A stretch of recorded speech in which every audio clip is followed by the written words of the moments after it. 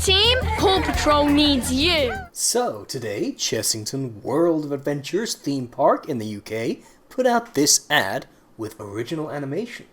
Come to Chessington World of Adventures and complete multiple missions with your fellow pups. Paw Patrol is on a roll! Though it may be a little jarring to hear the Brit-accented rider, though he's thankfully not still sounding like a 40-year-old over there in Blighty, there's something rather jarring here.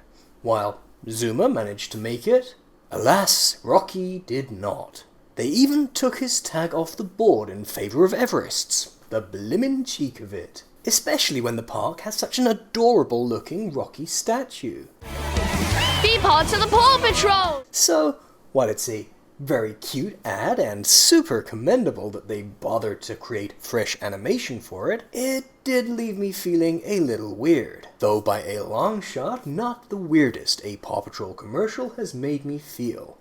And that got me thinking. Why not run down the top 5 weirdest Paw Patrol commercials I've ever seen? From least to most weird then? Let's check them out.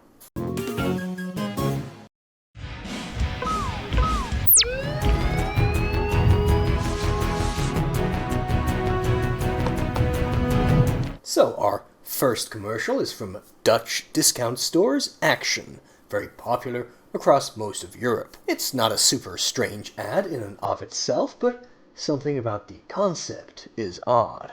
Have you spotted it?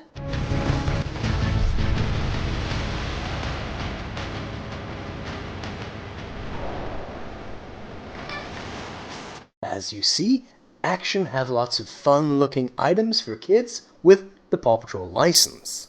Okay, so what's weird?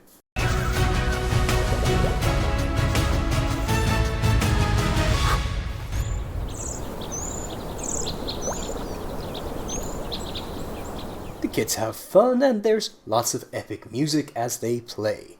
Okay, so where's the weirdness conceptually? Well, look again. This Action ad makes the list not because it's weird on its own, like many of the other ads here are, but because the concept of the commercial is that parents should turn off the dumb TV show so that kids can play outside, which is way better. This one makes the list because it tells you upfront to turn off Paw Patrol, and that doesn't seem like a great message for the show. What's that? You expected more weird imagery? Okay, well, this next pair of ads will deliver that.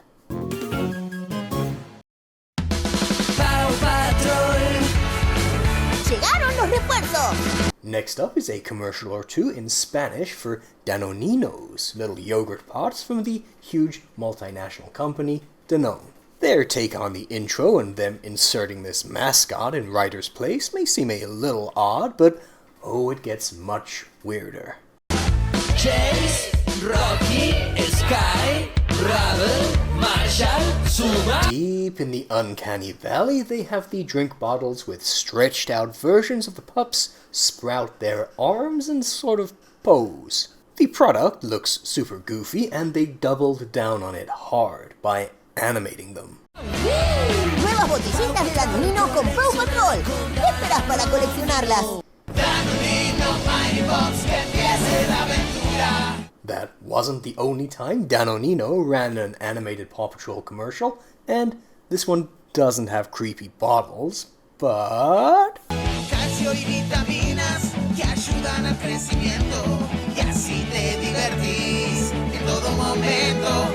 Chase! It has these CG children transform into Mighty Pups-inspired costumes. With their names being called out, it seems less like costumes inspired by the pups than like they're showing human versions. And that makes me feel weird. Sky! Marshall! Marshall, known for his flexing. The ground crew get off lightly this time, and it's just these three. Danonino, Mighty Box. Llegaron los nuevos Danonino Mighty Pups. ¡Coleccionalos! So, between these two ads, there's an undeniable weirdness. That said, they're not that weird, since they're only showing their products with a bit of animation and some kids getting show-inspired costumes. The weirdness mostly comes from the products being weird in the first place, or making extrapolations. Thus, just number 4. What's next?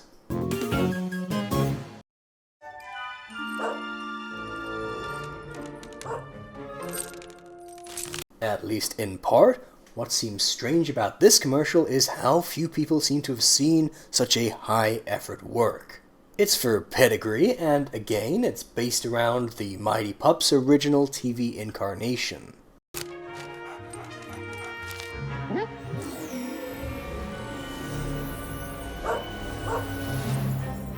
So, when his owner is hypnotized by his phone, this pup takes inspiration from the show, which the deeply based owner was of course just watching, and goes into action. Perhaps the most tragic thing here is we don't see the pups themselves in this gorgeous 2D style.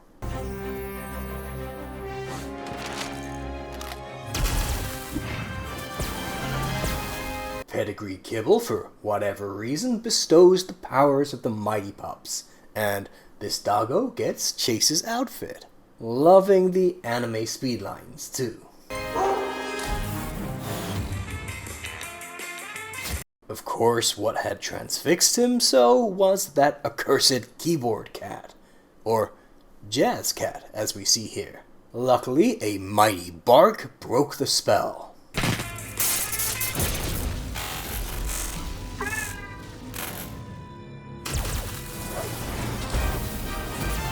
But the wickedness has not yet been vanquished.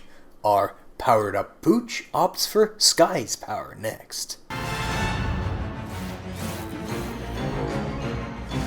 I'm so sad the pups themselves didn't get to appear in this. We need a 2D special so bad.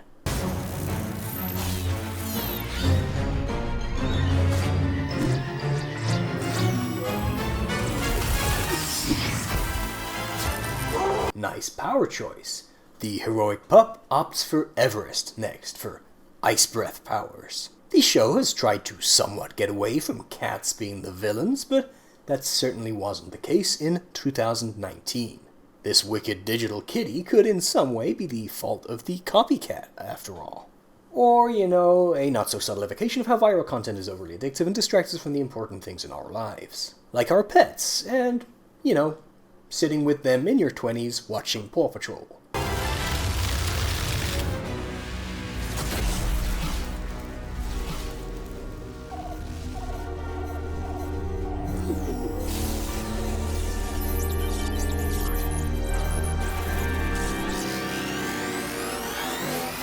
DigiKitty calls on all her allies. Yes, the default is that dogs are boys and cats are girls. You know this. And a Mega Kitty is formed. All of this with beautiful art and lighting.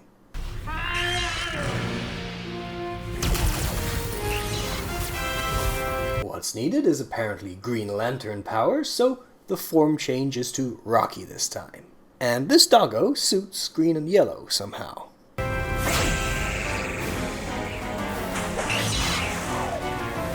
There's even a cute gag here, as the pup's tactic is to captivate the kitty with a laser pointer.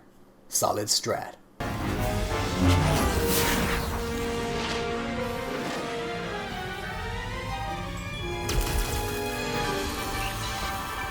The final form change is back to Speedster Chase. What will our intrepid, slightly claw-like pup pull off?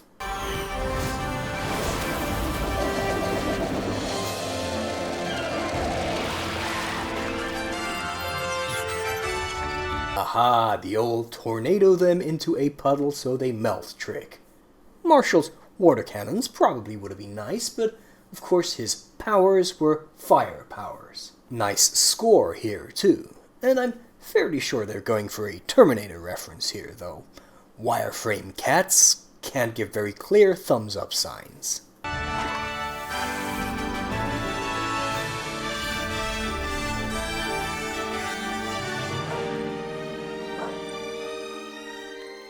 Without bothering to turn back into Sky's form, our heroic pup flies back to his owner for the happy ending.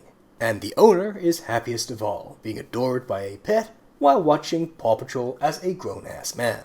Alright, this was mostly beautiful, and the weirdness was primarily that it was so much better made than it needed to be. So let's get to the true weirdness.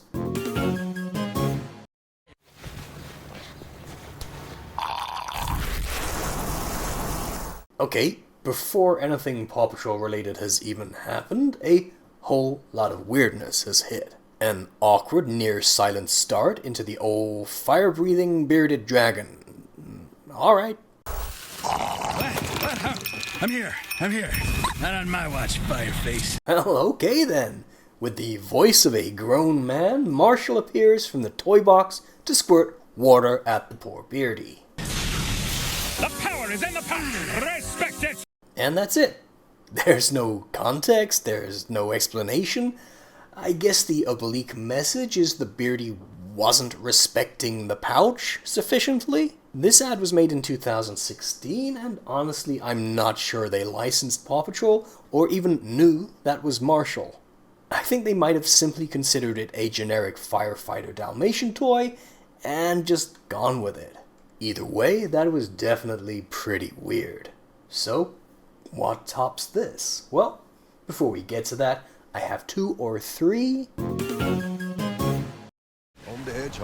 You guys have probably seen the big crossover ads for Paramount Plus and Target I've posted about on this channel before. Those aren't weird, but what is at least very interesting is that Walmart almost had a very similar ad to Target's. In these storyboards, we see that they were developing an ad that, much like Target's, has a lot of toys come alive. The focus would have been on Chase in his vehicle, and it's interesting that 2 competing retail giants nearly made super similar ads. But it can't make the list because it was never actually made. The second honorable mention goes to the Bolo Fest promotional animation, which had a lot of effort put into it, but feels undeniably weird.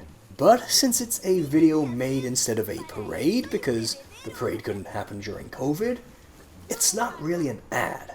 Therefore, it doesn't really count.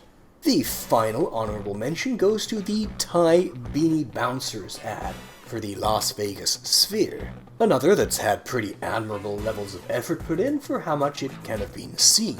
This was part of a whole series, and there are others like this for Bluey, Spider-Man, and more. There's definitely weirdness here, but it's more down to the intrinsic weirdness of the product. And also, since it's such a localized and unique campaign rather than being on TVs at a national level, it also doesn't feel like it counts. Okay, so those are numbers 5 through 2 and the honorable mentions. What's my number 1? 宝贝真懂事，来根妙可蓝多奶酪棒。宝贝爱运动，来根妙可蓝多奶酪棒。 Okay, so we've got a Chinese ad and it's associating happy family moments with some kind of PAW branded snack. Doesn't seem overly weird so far. 宝贝真勇敢，来根妙可蓝多奶酪棒。妙可蓝多，妙可蓝多，奶酪棒，奶酪。 Okay, so out of nowhere it's become kids in cow costumes dancing to Frère Jacques, which is also a revolutionary song in China. And they all have little Marshall sticks. I'm not at all sure what's going on.